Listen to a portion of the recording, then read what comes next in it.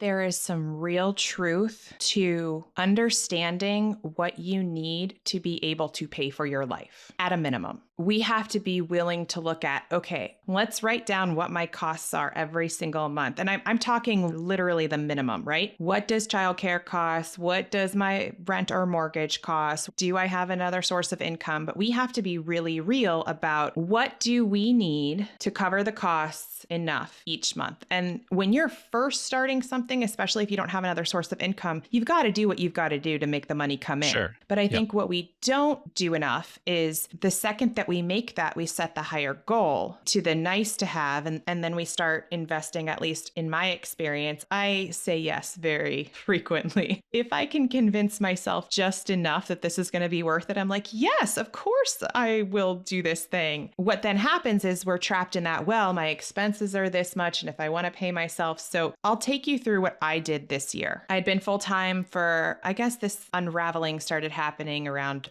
April, May. And my income was still kind of all over the place, but I'd experienced burnout enough to know, okay, I'm really headed towards it now. And I need to ask for help. I basically had to make the decision to not take on any clients from May through at least the summer. It provided that cushion where I could say, okay, I know I've got to figure this out, because if I can't even say what I want to be doing, and I did a lot of really deep work. I bought all of these, like The Making of Coco Chanel and top creative directors, just thinking if I read enough, I could just absorb that inspiration and like click, it would all come back. And it took a long time for me to be able to convince myself that I had built a business around things that I did really, really well, but it was very hard. It was intensive. It took a lot of energy to do.